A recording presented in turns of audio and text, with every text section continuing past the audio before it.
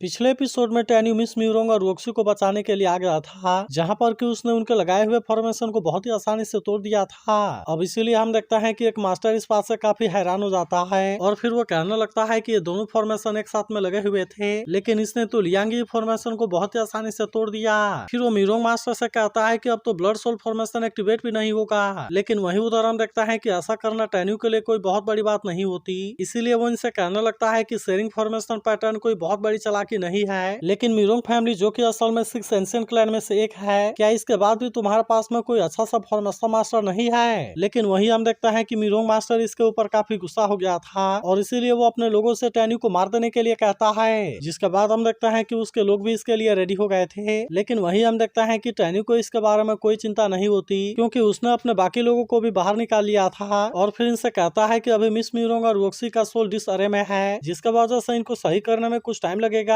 तब इसके बात सुनकर मंकी डीमन कहता है कि आपको इसके बारे में चिंता करने की कोई जरूरत नहीं है, क्योंकि हम इनको देख लेंगे। अब इतनी बात कहने के बाद हम देखता है कि वो इनके साथ में फाइट करने के लिए चला गया था, जिसके बाद हम देखता है कि मिस पिंग भी इनका सामना करने के लिए रेडी हो गई थी। जिसके बाद हम देखता है कि मिस पिंग भी इनका सामना करने के लिए रेडी हो गई थी और इसीलिए वो अपने पावर का यूज करके इनके अटैक को रोकने लगती है। मगर वही हम देखता है कि सियाओ को अपने मास्टर मिस म्यूरोंग और रोक्सी के बारे में चिंता होने लगती है, इसीलिए वो टैन्यू से कहती है कि प्लीज तुम इनको बचा लो। तब इसकी ऐसी बात सुनकर टैन्यू से कहता है कि तुम्हें इसके बारे में परेशान होने की जरूरत नहीं है, क्योंकि मैं बहुत ही जल्द इनको नॉर्मल कर दूंगा। अब इतनी बात कहने के बाद हम देखता है कि वो वहीं पर बैठ गया था, जहां पर कि वो अपने पावर का भी यूज करना शुरू कर देता है, ताकि वो इस तरह से इन दोनों को सही कर सके। लेकिन वही हम देखते हैं कि सियांग अभी भी इतना आसानी से मानने वाला नहीं होता और वो टैन्यू से कहने लगता है कि तुम इसके बारे में कुछ भी नहीं कर सकते और मैं तुम्हें उनको नहीं बचाने दूंगा। इसके बाद हम देखते हैं कि वो इस पर अटैक करने के लिए रेडी हो गया था और फिर कहता है कि रोक्सी आज केवल तुम्हारे वजह से मारी जाएगी। लेकिन तभी इसे देखते ही सियाओ पहचान जाती है कि ये तो असल में सियांग है, क्योंकि मिस म्यूरोंग ने बहुत पहले इसे अपने फैमिली के बारे में बताया था और उससे कहा था कि अगर तुमने मेरे ब्रदर से शादी कर लिया तब इस तरह से तुम म्यूरोंग फैमिली की यंग मास्टर बन जाओगी। लेकिन अब इसके ऐसे बिहेवियर को देख सियाओ इसके ऊपर काफी गुस्सा हो जाती है और फिर उससे कहती है कि तुम तो बहुत ही डिस्गस्टिंग हो। इसके बाद हम देखता है कि वो लगातार इस पर अटैक करने के लिए कोशिश करने लगती है, जहाँ पर कि सियांग भी अपने आप को इसके अटैक से बचा रहा था। वही उधर हम देखता है कि एक मास्टर अपनी जान बचाने के लिए भागने लगा था, लेकिन मंकी डीमन उसे इतना आसानी से छोड़ने वाला नहीं होता, इसीलिए वो उसे कहने लगता है कि मेरे होते हुए तुम यहाँ से नहीं भाग सकते।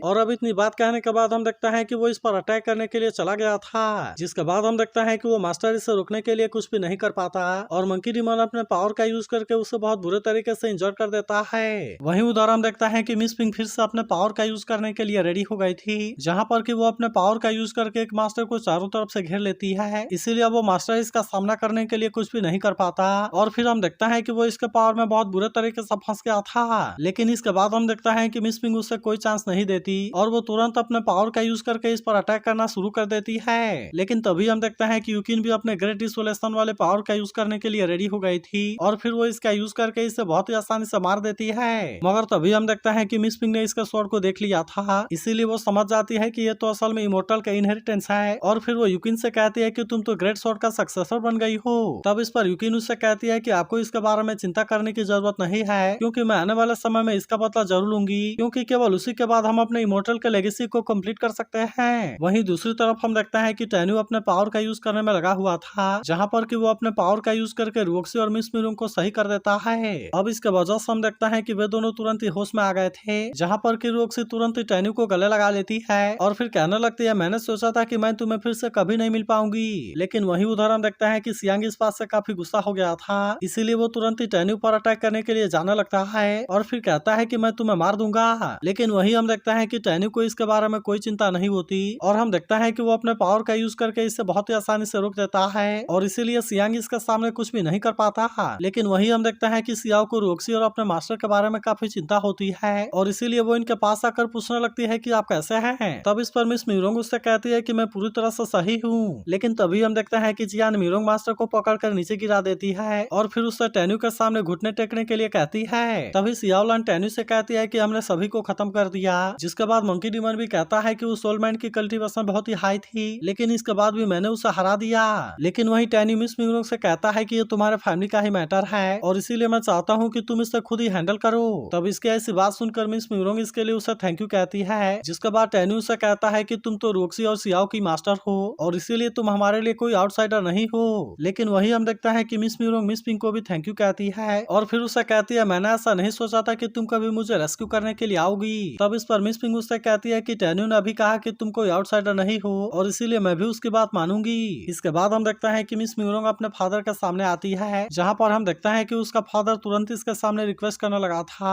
और फिर वो कहने लगता है कि सारी गलती मेरी है और इसीलिए मैं तुम्हारी हर बात मानने के लिए रेडी हूँ। फिर वो कहने लगता है कि मैं हुआंगफो पुलिस सेक्टर के सामने सरेंडर करने के लिए रेडी हूँ, इसीलिए प्लीज तुम टैन्यू से इसके बारे में बात करो और उसे कहो कि वो हमें इसके लिए माफ कर दे। लेकिन वही हम देखते हैं कि सियांग अभी भी इसके लिए रेडी नहीं होता और फिर वो अपने फादर से कहने लगता है कि ये तो हमारे जैसा नहीं है और इसीलिए आप इसकी बात क्यों सुनना चाहते हैं। फिर वो टैन्यू से भी कहने लगता है कि अच्छा होगा कि तुम हमें मार दो, नहीं तो मैं तुम्हें फिर से मारने के लिए कोशिश जरूर करूंगा। मगर तभी इसकी ऐसी बात सुनकर मिस म्यूरोंग इसके ऊपर गुस्सा हो जाती है और फिर उससे कहती है कि तुम अपना मुंह बंद रखो। इसके बाद हम देखता है कि मिस म्यूरोंग टैन्यू के सामने घुटने टेकने के लिए भी रेडी हो जाती है और फिर उसे बता देती है कि मुझे मेरे फैमिली ने हुआंगफो सेक्टर में अंडर कवर रहने के लिए ऑर्डर दिया था। इसके अलावा इसके बारे में हमारा एक प्लान भी था और इसीलिए मैं अपने गलती को एक्सेप्ट करती हूँ, जिसका वजह से तुम हमें किसी भी तरीके से पनिश कर सकते हो और मैं इसके लिए पूरी तरह से रेडी हूँ। लेकिन फिर वो कहने लगती है कि अभी टियानफा कॉन्टिनेंट की सिचुएशन सही नहीं है और इसीलिए मैं केवल म्यूरोंग फैमिली को बाहर निकालने के लिए कोई तरीका चाहती हूँ। जिसके बाद हम देखता है कि टैन्यू इसके लिए रेडी हो गया था और फिर वो सियाओ से कहता है कि मैं इसके बारे में तुम्हारी बात मानूंगा।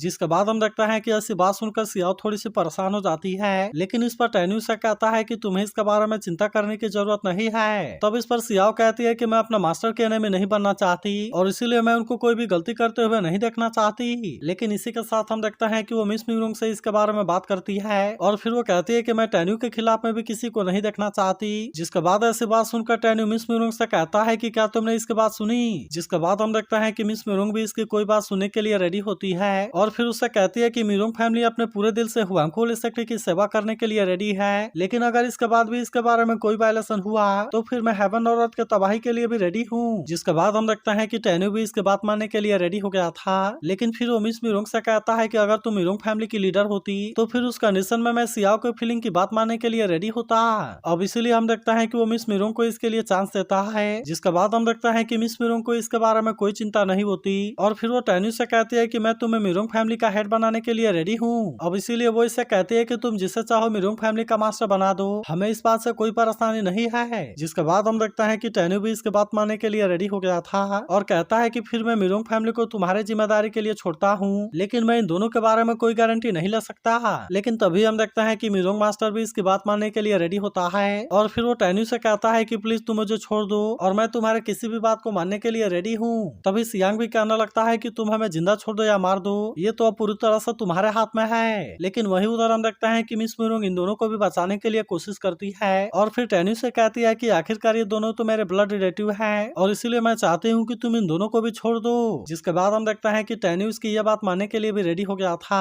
और फिर वो मिस म्यूरोंग से कहता है कि मैं इसके लिए रेडी हूँ, लेकिन तुम्हें अपने फैमिली अफेयर का अच्छे से ख्याल रखना होगा। जिसके बाद हम देखते हैं कि मिस म्यूरोंग भी इसके लिए रेडी होती है और फिर हम देखते हैं कि वो इन दोनों पर अपने किसी पावर का यूज करती है। तभी टैन्यू सियांग का सामना कर कहने लगता है कि मैंने तुम्हारे सिस्टर से तुम्हें जिंदा रखने के लिए प्रॉमिस किया है और इसीलिए मैं अपने इस प्रॉमिस को नहीं तोड़ूंगा, लेकिन अगर फिर भी तुम्हें लगता है कि इस दुनिया में जीना तुम्हारे लिए बोरिंग हो गया है तो फिर मेरे पास में तुम्हें जिंदा रखने के लिए बहुत सारे तरीके हैं, जिसके वजह से तुम उसमें मरोगे तो नहीं, लेकिन उसमें जिंदा रहने का तरीका हर दिन अलग होगा। और फिर वो सियांग से कहता है कि क्या तुम उसे ट्राई करना चाहोगे, लेकिन हम देखते हैं कि सियांग अब इसके बारे में कुछ भी नहीं बोलता। जिसके बाद फिर टैन्यू से पूछता है कि तुमने मेरे ऊपर अटैक करने के लिए तुमने अपने सिस्टर पर अचानक से अटैक क्यों किया। तब इस पर सियांग इसे बता देता है कि 6-7 इमोर्टल पैलेस का मैसेंजर ने तुमसे छुटकारा पाने के लिए बोला था, जिसके बाद वो हमें 6-7 इमोर्टल पैलेस में जगह दे देगा। तब इसके बारे में सुनते ही मिंगई समझ जाती है कि ये तो असल में तुओबालिन है और वही सियानर भी गुस्सा होते हुए कहती है कि मैं उसे कई टुकड़ों में काट दूंगी। लेकिन तभी मिस पिंग कहती है कि मुझे इसके बारे में थोड़ा सा गड़बड़ लगता है और मुझे ऐसा लगता है कि उसका कोई दूसरा इंटेंशन है। लेकिन वही उधर हम देखता है कि टैन्यू को अभी भी इसके बारे में कोई चिंता नहीं होती और कहता है कि फिर चलो हम उसके साथ में खेलते हैं। वहीं उधर वो मास्टर भी तुओबालिन से कहने लगता है कि तुमने हुआंगफो सेक्टर के खिलाफ में कई सारे वॉर को शुरू किया, लेकिन असल में इसके बजाय तो वे और भी ज्यादा पावरफुल हो गए। तब इस पर तुओबालिन उसे कहता है कि सीनियर सोंग तुम हमारे जैसा टैलेंटेड नहीं हो, इसीलिए मुझे लगता है कि तुम्हें मेरे सामने और ज्यादा डिस्क्लोजर करना होगा और मैं उम्मीद करता हूँ कि तुम मेरी बात को समझते हो। तब इस पर सीनियर सोंग उससे कहता है मुझे तो डर है कि मैंने पहले से बहुत ज्यादा डिस्क्लोजर कर दिया है और शायद ऐसा लगता है कि तुम इसके बारे में नहीं समझते। तब इसकी ऐसी बात सुनकर तुओबालिन उसे कहता है कि मैं इसके बारे में याद रखूंगा होगा। तो अगर एक्सप्लेनेशन अच्छी लगी हो तो इस वीडियो को लाइक और इस पर एक कमेंट जरूर कर देना, और अगर आप इसके अगले एपिसोड के लिए भी एक्साइटेड हो तो इसके बारे में कमेंट करके जरूर बताना।